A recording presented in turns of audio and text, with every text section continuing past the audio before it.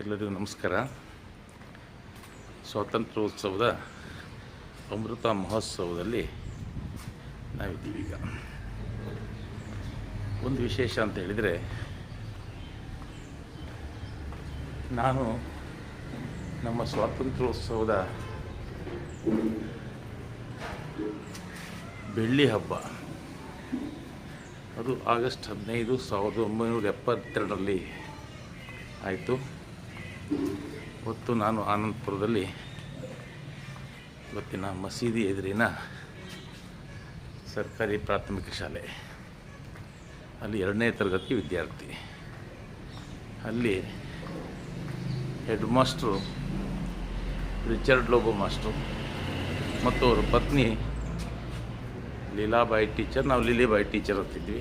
ಹೌದು, ಒಂದು ವಿಶೇಷ ಅಂತ ಹೇಳಿದರೆ, ಅವರಿಬ್ಬರು ಶಿಸ್ತಿನ ಸಿಪಾಯಿಗಳಾಗಿದ್ದರು. ಪಠ್ಯ ಮತ್ತು ಪಠ್ಯೇತರ ವಿಷಯಗಳಲ್ಲಿ ಅವರು ಭಾರಿ ಕರಾರುಕ್ಕಾಗಿ ಮಕ್ಕಳಿಗೆ ಬೋಧನೆ ಮಾಡುವಂಥವ್ರು.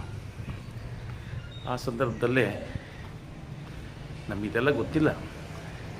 ಇವತ್ತು ಬೆಳ್ಳಿ ಹಬ್ಬ ಅಂದರೆ ಸ್ವಾತಂತ್ರ್ಯೋತ್ಸವದ 25ನೇ ವರ್ಷ, ಇವೆಲ್ಲ ನಮ್ಗೆ ಗೊತ್ತೇ ಇಲ್ಲ.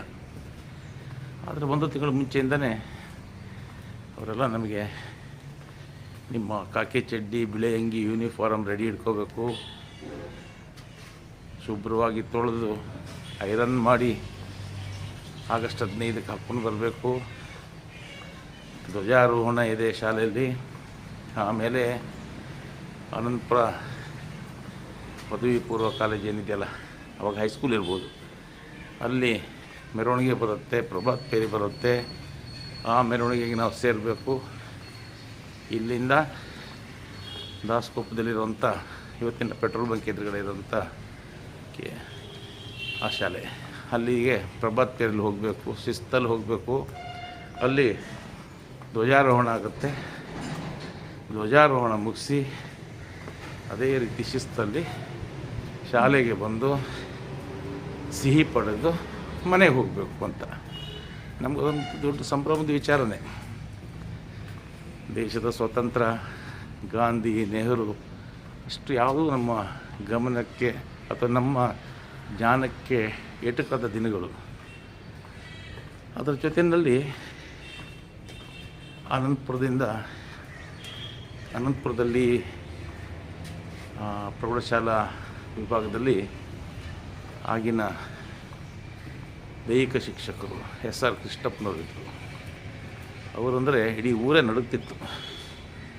ಮಕ್ಕಳು ಮಾತ್ರ ಅಲ್ಲ, ಗ್ರಾಮ ಪಂಚಾಯಿತಿಯವರಿಂದ ಹಿಡಿದು ಸರ್ಕಾರಿ ನೌಕರರಿಂದ ಹಿಡಿದು ಊರಿನೆಲ್ಲ ಮಕ್ಕಳ ಪೋಷಕರು ಒಂದೇ ಅಲ್ಲ, ಪೋಷಕರು ಅಲ್ಲದೇ ಇರುವಂಥ ಶಾಲಾ ಶಿಕ್ಷಣ ಮಾಡ್ತಿರೋಂಥ ಮಕ್ಕಳು ಅಲ್ಲದಿದ್ದರೂ ಕೂಡ ಅವರು ನೋಡಿ ಭಯ ಬೀಳ್ತಿದ್ರು. ಅಷ್ಟು ಶಿಸ್ತಿನ ವ್ಯಕ್ತಿ. ಅವರು ಸ್ಥಾಪಿಸಿದಂಥ ಸೇವಾದಳ ಇತ್ತು.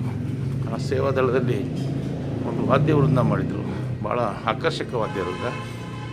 ಆ ವಾದ್ಯವೃಂದಕ್ಕೆ ಬೀಗಲ್ಲು, ಡ್ರಮ್ಮು, ಬಿಳಿ ಪ್ಯಾಂಟು, ಶರ್ಟು, ಆ ಪ್ಯಾಂಟಿಗೆ ಒಂದು ಕಾಲು ತನಕ ಒಂದು ಕೆಂಪು ಪಟ್ಟಿ, ಆಮೇಲೆ ವಿಶೇಷವಾದಂಥದ್ದು ಟೋಪಿ.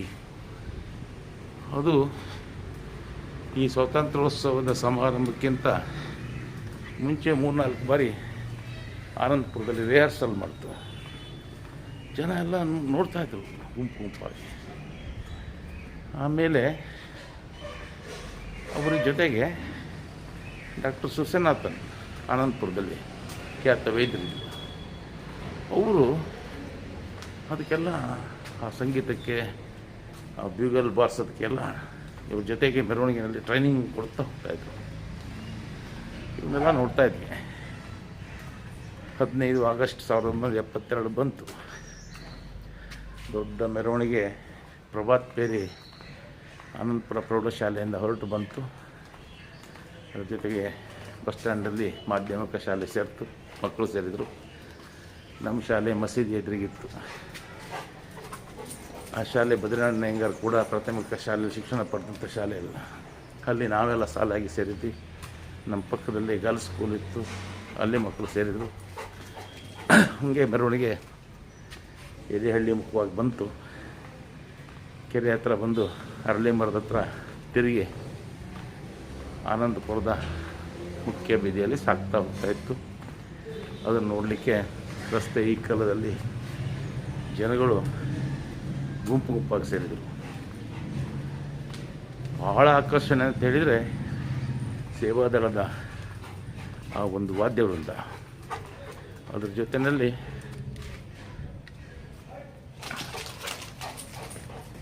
ಜೊತೆಯಲ್ಲಿ ವಿಶೇಷ ಅಂತೇಳಿದರೆ ವಿದ್ಯಾರ್ಥಿನಿಯರು, ಪ್ರೌಢಶಾಲಾ ವಿದ್ಯಾರ್ಥಿನಿಯರು ದೇಶಭಕ್ತಿ ಗೀತೆಗಳನ್ನು ಹಾಡುತ್ತಾ ಸಾಗಿದ್ದಾರೆ. ಇದು ನಮ್ಮ ತಲೆಯೊಳಗೆ ಅಚ್ಚಳಿದೇ ಉಳಿದಂಥ ಒಂದು ಘಟನೆ. ಪೇರಿ ಸಾಗಿ ಆನಂದಪುರಂ ದಾಟಿ ದಾಸಕೊಪ್ಪದ ಪ್ರೌಢಶಾಲೆಯ ಬೃಹತ್ ಮೈದಾನದಲ್ಲಿ ಸೇರ್ತಾಯಿತ್ತು. ಈ ಇಡೀ ಮೆರವಣಿಗೆಯ ನೇತೃತ್ವವನ್ನು ವಹಿಸಿದವರು SR ಕೃಷ್ಣಪ್ಪ, ಲೋಬೋ ಮಾಸ್ಟರ್ ದಂಪತಿಗಳು ಮತ್ತು ಡಾಕ್ಟರ್ ಸುಸನಾಥನ್ ಅವರು ಪ್ರಮುಖರು. ಅವ್ರ ಜೊತೆಗೆ ಎಲ್ಲ ಸರ್ಕಾರಿ ನೌಕರರು,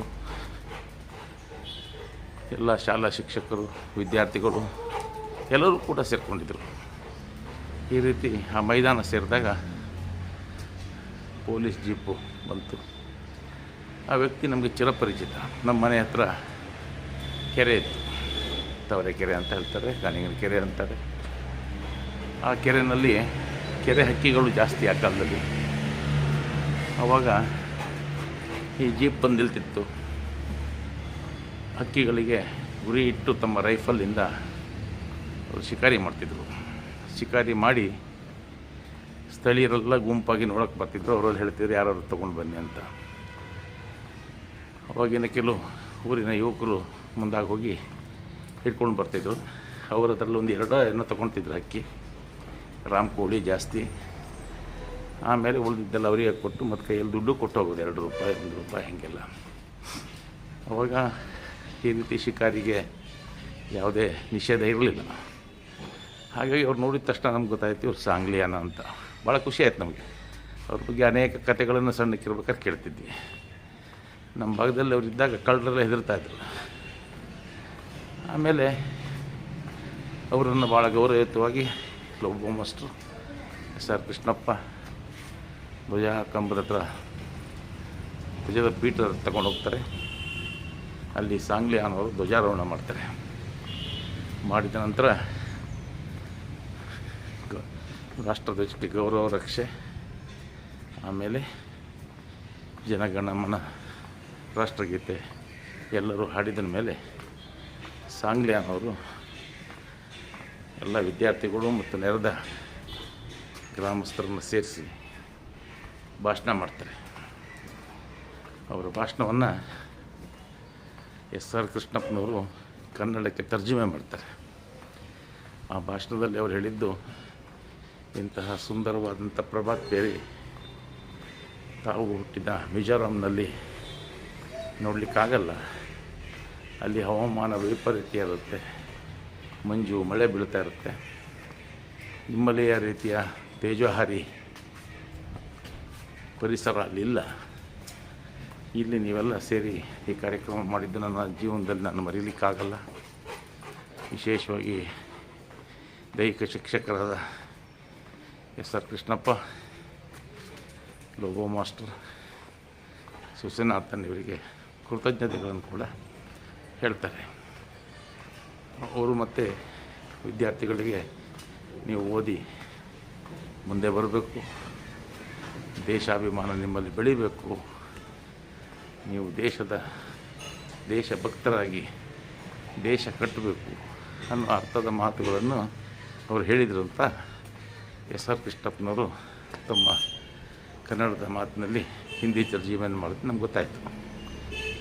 ಇದು ಬೆಳ್ಳಿ ಹಬ್ಬದ, ಸ್ವಾತಂತ್ರ್ಯೋತ್ಸವದ ಬೆಳ್ಳಿ ಹಬ್ಬದಲ್ಲಿ ನಾನು 2ನೇ ತರಗತಿ ಇರಬೇಕಾದ್ರೆ, ಬಹುಶಃ ನನಗೆ 7 ವರ್ಷ ಇರ್ಬೋದು, ನೆನಪು ಅಚ್ಚಳಿಯಲ್ಲಿ ಉಳಿಯಿತು.